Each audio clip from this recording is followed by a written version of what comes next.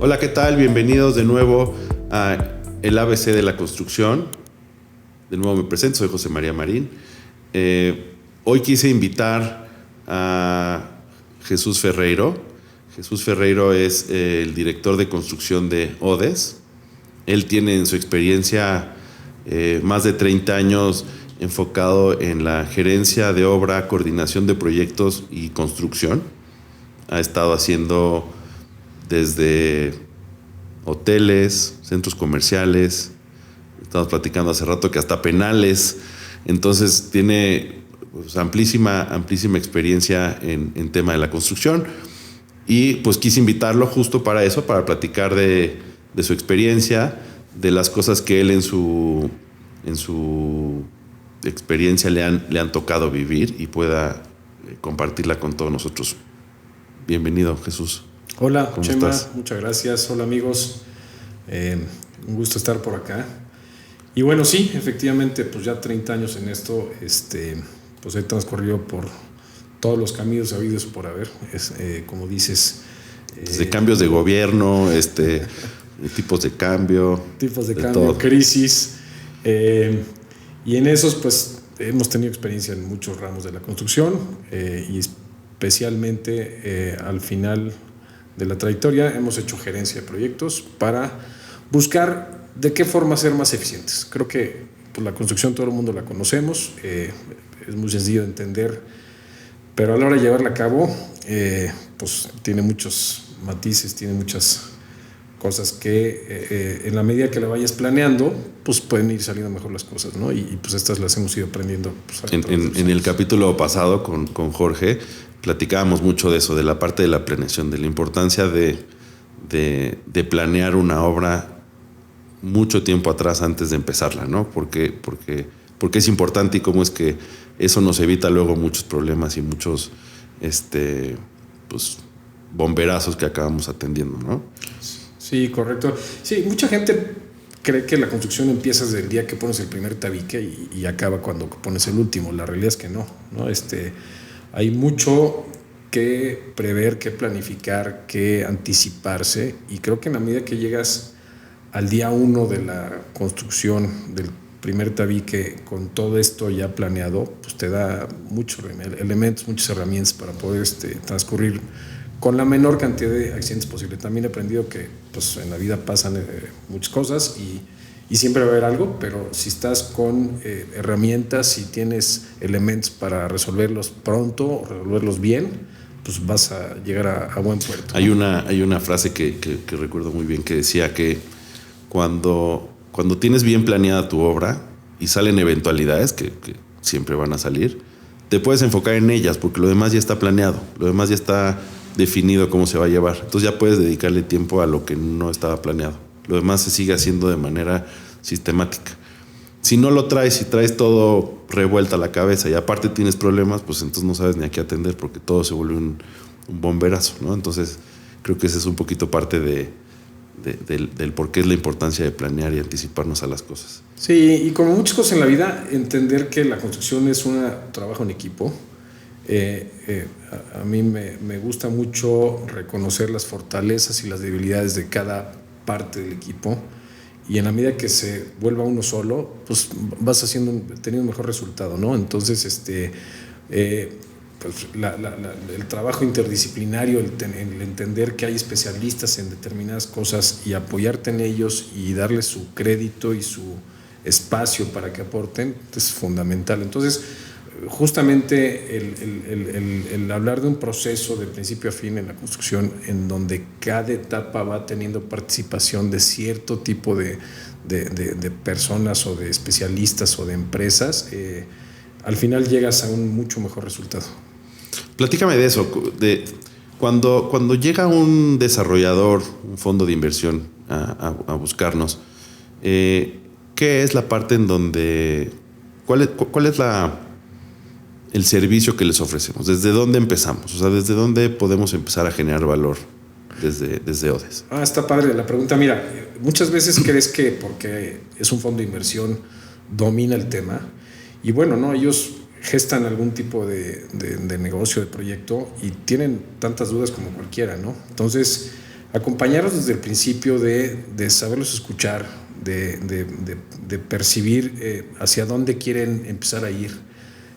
Nos gusta tomar nota, nos gusta escuchar sus inquietudes y hacer un primer esbozo de lo que estamos entendiendo para poder plantear algo, ¿no? Ellos normalmente te llegan con, pues, que tienen la aportación de un terreno, un desarrollador que está participando, tienen cierto capital para invertir, pero muchas veces no saben cómo hacerlo, ¿no? Para eso obviamente se apoyan en nosotros. Entonces llegamos desde la etapa desde el cierre del negocio del terreno, probablemente, ¿no? Mira, nos ha tocado desde ir a visitar los terrenos, porque no saben cuál es el bueno. Haces opiniones desde físicas, algunas también se asesoran la parte legal, y una vez que se aterriza eso, ya tienes algunos elementos para partir. Y bueno, de ahí pues viene un mundo de ideas, ¿no? Vienen qué se quiere hacer, cuál es la vocación del terreno. Muchas veces lo tienen claro desde el punto de vista de negocio, pero no constructivo. Entonces pues nos empiezan a pedir opinión, y esto es viable, no es viable, se puede una torre, no se puede una torre. Empiezas a empaparte del tema de las restricciones, de permisos, y de esa forma empiezas a moldear algo que al final les dé a ellos en primera instancia los elementos para pues, hacer viable el proyecto, y que nosotros les demos la información necesaria para la toma de decisiones, ¿no? Ok. Y de ahí, esa es en la primera etapa, esa es la parte de, nosotros le llamamos deal, ¿no? Que es la parte en la que se cierra el deal.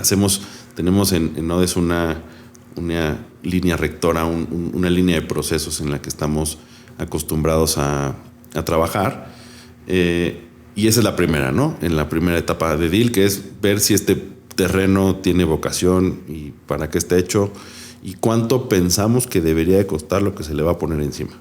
Sí, es correcto. Tenemos, en base a proyectos anteriores, una base de datos muy actual. Eso ayuda a tener en tiempo real datos importantes. Nosotros internamente hacemos actualizaciones comparativas contra la inflación, etcétera, para tener siempre los precios más actualizados. Y con esos aportamos información que sea similar, al menos para que tenga alguna cercanía y que les dé a ellos una idea de, pues muy de salida, ¿no? Cuánto puede costar tal cual proyecto, ¿no? Y de ahí vamos avanzando. Una vez que se define que ese terreno tiene pies, pues nos vamos a la parte de preconstrucción, que otra vez con Jorge el capítulo pasado platicábamos pues de esta importancia, ¿no? De que yo creo que para mí es la clave de la construcción, ¿no? Ahí platícanos un poquito en dónde crees que más valor generamos, independientemente de la parte de costo, ¿no? Obviamente el presupuesto pues, es fundamental, pero cómo le ayudamos, pienso yo en el arquitecto, por ejemplo, en cómo perfilar el producto a un precio que ya tenemos definido. Bueno, justamente, regresando a lo que comenté hace rato, la integración de las especialidades es, yo creo que una virtud, buscar que cada quien aporte. Entonces, en etapa de preconstrucción, sacarle el mayor jugo a cada especialista, ¿no? Un arquitecto que tiene una visión clarísima de los espacios, la volumetría y tal, pero de pronto nos ha tocado que se pierden un poquito los costos, ¿no? Como suele suceder. Entonces tenemos que tener el balance y el contrapeso de ir midiendo que las cosas que vaya proponiendo el arquitecto vayan siendo viables desde el punto de vista constructivo, desde el punto de vista comercial. Ahí se empiezan a integrar más áreas. La opinión de las áreas comerciales de un negocio pues, es fundamental, ¿no? ¿Cuál es el feeling del posible comprador? Sí, creo que esa parte es importantísima. El precio por metro cuadrado de construcción, dependiendo el tema comercial, creo que es fundamental, porque no es lo mismo construir para un producto nivel medio o nivel residencial. El cliente espera diferente acabado, diferente calidad. Bueno, la calidad es la misma en términos de lo bien hecho que está, donde cambias la especificación de los materiales y de los acabados, ¿no? Pero sí depende mucho el presupuesto. Si no conocemos bien al cliente y en lo que vamos a vender, difícilmente tenemos claro lo que va a costar. Entonces tenemos que tener muy clara esa parte de costo en base al cliente, ¿no? Sí, y lo acabas de decir ahorita, el saber escuchar al cliente en el sentido de ellos tienen muy claro lo que quieren hacer, pero no cómo hacerlo, entonces les damos su espacio para entenderlos, pero nosotros donde entramos a marcar la pauta, empezar un poco a controlar los parámetros que no se salgan de lo que estamos buscando. Lo acabas de decir hace ratito, pues un factor que siempre es decisivo es la parte del costo por metro cuadrado. Uh-huh. También cambia mucho, incluso ahorita lo decías, el nivel de construcción que queramos hacer, pero también en la zona que no es lo mismo construir en la Ciudad de México que en Querétaro, que en la playa, que en fin, ¿no? Hay claro. Otros factores.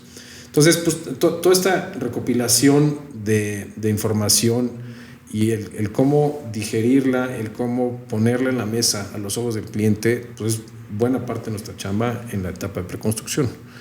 Ahí es donde se empiezan a elaborar ya de manera más precisa pues, presupuestos más detallados. Ya seguramente tendremos en otra oportunidad chance de hablar de esto, pero hacer programas de obra, logísticas de obra, y la forma de empezar a atacar la obra, ¿no? Ya después hablaremos de los concursos, etcétera, ¿no? De hecho, sí, me gustaría platicar justo de esa parte, de la parte de concursos, que creo que es un tema que nos puede ir muy largo en ese tema. Muchas veces el tema de concursos de obra se toma muy a la ligera.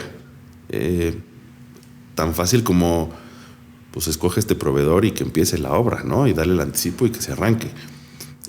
Nosotros no nos gusta hacer eso porque creemos que estamos dejando mucho valor o estamos dejando de ver muchas oportunidades de otros proveedores y simplemente escogemos a uno sin haber hecho un previo concurso. Platícame de eso. ¿Cómo podemos o cómo recomiendas que seleccionemos a un buen pool de concursantes? Sí, importantísimo. Mira, yo creo que cada obra tiene su particularidad. No hay una regla escrita para todos los proyectos. De pronto decir que queremos paquetizar, y llamamos paquetizar, es más o menos juntar por disciplinas cada actividad del proyecto para que no estén dispersas. No nos gusta pensar en que vamos a concursar con 60 empresas distintas una obra porque se vuelve una locura, ¿no? El control de obra, el control administrativo, el control documental de una obra pues, te vuelve loco. Entonces, si quieres, déjame ahí nada más, le hago un temita, una pausa para el tema. Hay muchas maneras de contratar una obra, ¿no? Podemos contratar desde un contratista general que nos diga, yo te hago toda la obra por tal precio, y pues realmente te peleas con uno y con ese es con el que coordinas y él se encarga de hacer todo. Esa manera no nos gusta hacerla a nosotros porque creemos que perdemos mucho y se duplican mucho de los indirectos de los contratistas. Por ponerte un ejemplo, cuando tú contratas a un contratista general, trae ahí metido en sus costos inflaciones y costos pues que no están, que él se está cubriendo. Tiene indirectos de trabajos que él no hace, por ejemplo el elevador o los canceles o las cocinas o las puertas.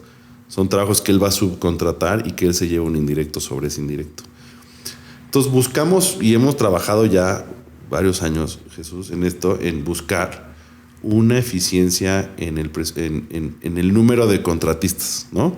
Definir los contratistas con los que sí queremos dejar independientes, lo acabo de decir, canceles, cocinas, puertas, elevadores, esos pues que los hagan directamente los especialistas en eso, y otros que sí podemos juntar como estructura, albañilerías, acabados, colocaciones, instalaciones, ¿no? Entonces, normalmente ¿cuántos números, cuál es el número ideal o que tú crees que es un número lógico para un concurso de una obra vertical, de un edificio vertical?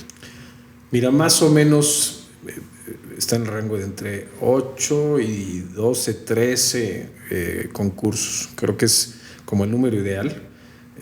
Más allá de eso, creo que se sale un poco de control y menos pasa un poquito lo que dices, empiezan a haber subcontratos ahí ocultos y finalmente pierdes, además de dinero, ¿no? Por razones obvias, pero también pierdes un poco de interlocución y un poco de control, ¿no? No sabes qué está pasando detrás.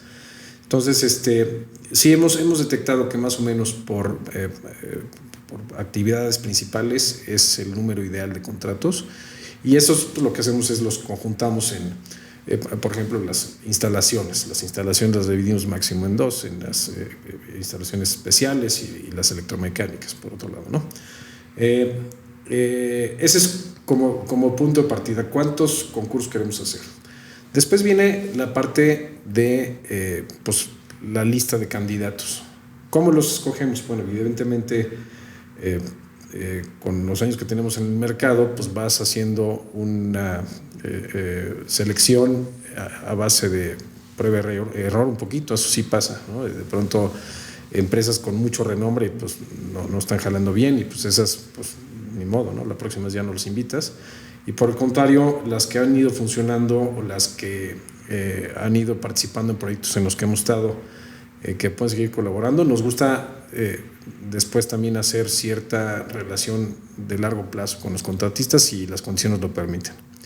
Entonces, no es una premisa buscar que sea siempre el más barato, porque ya ha pasado que lo barato puede salir caro. Buscamos que sea alguien que esté dentro del rango del precio de mercado, eso sí, pero que nos dé otras condiciones mucho más importantes. Experiencia en primera instancia, confiabilidad en términos de información, comunicación, que haya...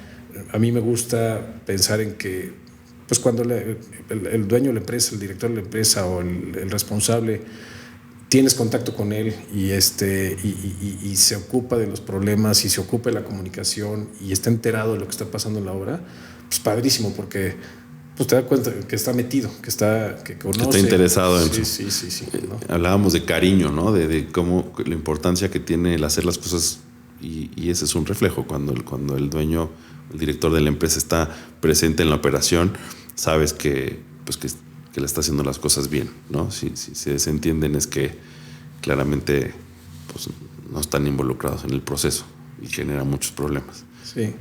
Y luego ya entran otros factores, determinan las condiciones de cada obra y de las características. Pues hay empresas que son más específicas para cierto tipo de obra. Nosotros, tú sabes, nos gusta por muchas razones trabajar la estructura en concreto, entonces tenemos ya una paleta de contratistas con los que hemos trabajado, que son confiables, que tenemos buena comunicación con ellos, y generalmente son los que invitamos si han hecho obras con características similares, porque no todas son iguales. Tenemos ahorita por ahí una obra con unas condiciones de cimentación muy específicas y bueno, pues no todo el mundo califica, entonces tenemos que... Se te reduce la cantidad ¿no? de contratistas. Entonces... Y como hay una parte que nos dolió en algún momento y que quiero que nos cuentes cómo lo hicimos. Cuando tú sales con tu presupuesto paramétrico, que es un número paramétrico, viene de un número, sí, en base a la experiencia de proyectos anteriores, pero no es específico de ese proyecto, y sales a concursar. Por ponerte un ejemplo, si la estructura había salido en el paramétrico que costara 10 pesos y sales al concurso y tus 3 concursantes están en 10, 12, digo, no está en 10, tu presupuesto estaba en 10, pero tus propuestas están en 12, 14, pues ya traes un sobrecosto ahí de un 20%, hasta un 40%. Y ni has salido a construir. Y no has empezado a construir y ya traes un sobrecosto. ¿Cómo evitamos eso? O sea, ¿cómo haces para que eso no nos pase? Porque de entrada quedas pésimo con el desarrollador y con el fondo, y pues no sirve de nada haber hecho el presupuesto, ¿no? Sí. Mira, yo siempre he dicho que el mejor proyectista de este mundo es el proveedor. No hay persona que conozca, o empresa que conozca más el cómo resolver una problemática de un proyecto que es el proveedor. Entonces, nosotros hemos acostumbrado a apoyarnos por esta buena relación que tenemos con una base de contratistas y proveedores con los que trabajamos, desde la etapa de preconstrucción. Eso seguramente vendrá en otro podcast, pero hacemos un proceso previo en donde nos apoyamos con ellos ya con información específica del proyecto, y si bien no tienen todavía, porque normalmente se hace en etapas hasta conceptuales, pero si bien todavía no tienen la información tan detallada, pero ya tienen suficiente información para darnos un acercamiento con un margen de error cada día menor. Entonces, cuando llegamos ya a los concursos, ya tenemos nosotros un presupuesto mucho más cercano al que va a ser el final, y pues tenemos que cumplir.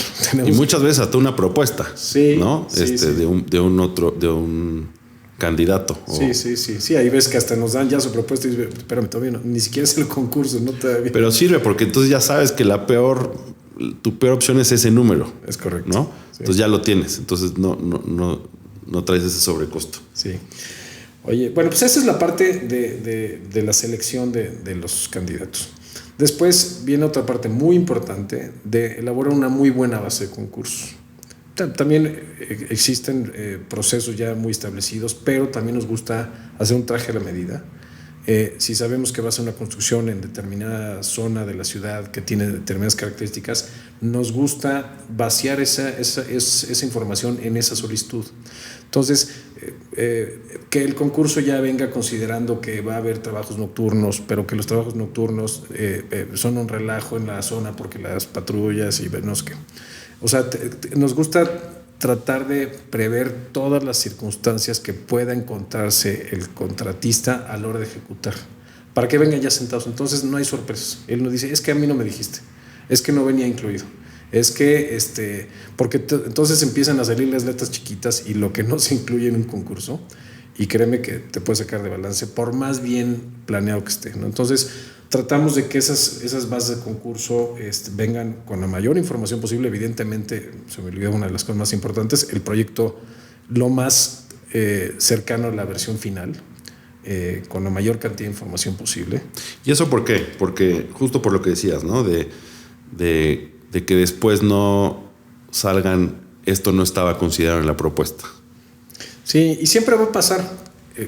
Un poquito a mí me gusta decir que incluye, pero también que no incluye, para que justamente si no lo incluye, pues esté claro. Sí, o que ellos lo anticipen, o que ellos hagan algún tipo de exclusión que valga la pena. En la medida que te anticipes y cubras eso. Sí, el ya saber que no lo incluye, sabes que lo tienes que incluir en otro concurso o a alguien se lo tienes que asignar. Es correcto. Si no, no lo tienes. Exacto. Y sí nos ha pasado, que en alguna en donde hay una frontera muy delgada y entonces a nadie le toca algún trabajo y puede luego no ser cosa menor. Entonces, pues eso hemos ido recopilando esa experiencia a lo largo de los años, y cada vez te puedo decir que hemos logrado unas bases de concurso más específicas, más detalladas y con menos margen de error. Siempre los va a haber, pero bueno, intentamos que sean lo que no suceda. suceda. Exactamente. Ok, entonces, a ver, ya tocamos varios temas de los concursos, ¿no? O sea, lo primero es tener un proyecto muy bien establecido para evitar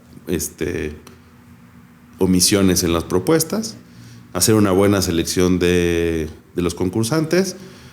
Ya platicamos, dependiendo mucho de la situación del proyecto, que tanto a quienes vamos a invitar, que la especialidad de cada uno, la paquetización de los concursos, no irnos a más de 13 proveedores, porque si no, administrar eso también luego se vuelve complicado. Ya seleccionaste al contratista, ya definieron qué sí va, qué no va en la propuesta. Hay una parte legal en donde hay que cerrar el contrato, ¿no? Un poco de la manera en la que las dos partes estén acordadas, ¿no? Ahí obviamente tienen que estar consideradas los fondos de garantía, todas las restricciones y reservas, ¿no? Como tal. Y una vez que eso pasa, pues ya nos vamos a construir. ¿O qué sigue? Sí, bueno, ahí de parte intermedia está la adjudicación, que también es bien interesante porque todo el mundo cree que entiende lo mismo, y cuando llegan las propuestas ves cosas muy distintas a veces, ¿no? Pues la interpretación de cada quien. Entonces nos toca también tomar decisiones como muy frías y qué es lo más conveniente para el proyecto, ¿no? Otra vez siempre brinca que el más barato, y entonces te pone a dudar si está bien o no el desarrollador te dice vámonos por el barato. Exacto. Es la opción más fácil. Si no, espérame. Y tienes que hacer consideraciones. Normalmente en los concursos, como casi todos, hay segundas rondas de aclaraciones y todo, pero también nos gusta hacer una especie de validación. A nosotros nos gusta, una vez que le echemos un ojo a alguna empresa que es la que queremos que es la que puede ser la favorecida, platicar con ellos, entender en dónde están sus dudas, dónde están sus inquietudes, qué tanto le van a tener cariño al proyecto, como bien dices, qué tanto están dispuestos a comprometerse, a sumarse al equipo, porque nos ha pasado, empresas que parecen muy fuertes o las líderes en algo, y de pronto pues, sientes que no le estás interesando y dices, pues no me gusta. Así me va a atender mi obra. Exactamente, ¿no? Entonces, y bueno, ya una vez con la adjudicación... Pero me dijiste una cosa ahí que se me hace que es fundamental.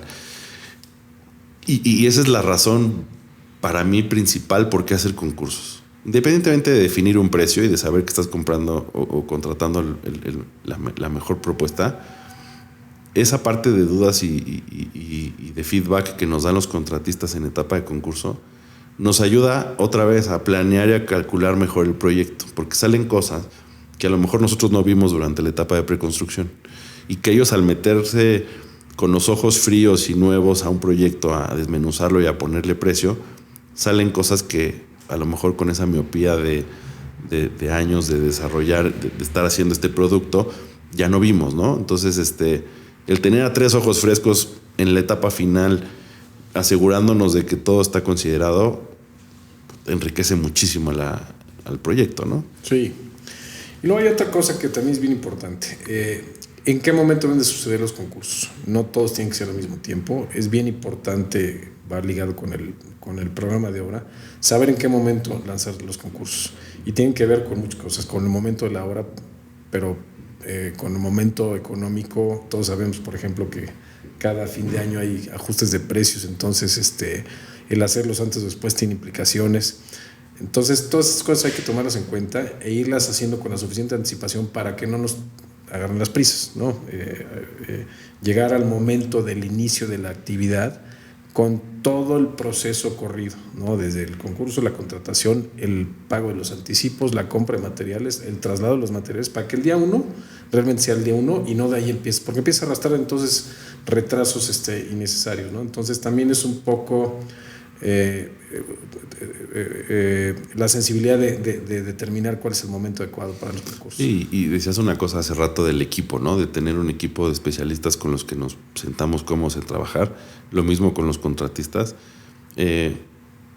No sé, probablemente si el estructurista, no el estructurista, vamos a pensar con el de canceles, por ejemplo, sabe que viene una alza en el aluminio, que nosotros no estamos viendo porque estamos enfocados en la construcción, pero él, como su negocio es producir aluminio y vidrio, conoce de su industria y sabe que viene un alza, no lo hace saber con tiempo. Y entonces, antes si a lo mejor no era momento de contratarlo, pero ya vemos que viene una alza en el material, lo mismo puede pasar con granitos o con algún otro producto. Nos podemos anticipar con ellos y podemos, a lo mejor no es momento de contratarlo, pero podemos dar un anticipo para ir cerrando el precio del material o algo así. Nos ayuda muchísimo. Esa es parte del valor también de tener una buena relación con proveedores, porque difícilmente te lo van a decir. Ellos pues preferirían esperarse y vendértelo después más caro, ¿no? Sí, de acuerdo. Sí, y hay cosas que, por el contrario, puedes tú ayudar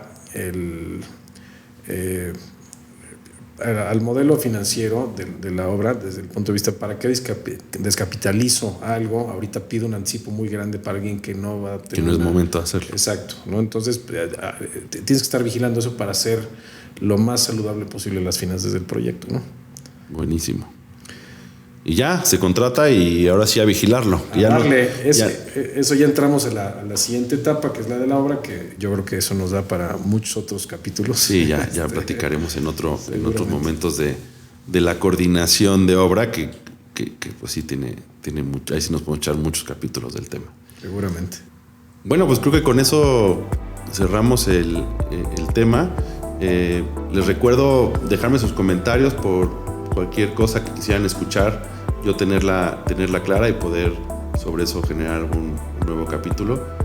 Jesús, muchas gracias por acompañarnos. Fue muy, muy útil todos tus comentarios y esperamos volverte a invitar para otros temas. Encantado, Chema. Gracias a ti por la invitación y nos vemos pronto. No dejen de opinar, amigos. Gracias. Que estén muy bien. Hasta luego.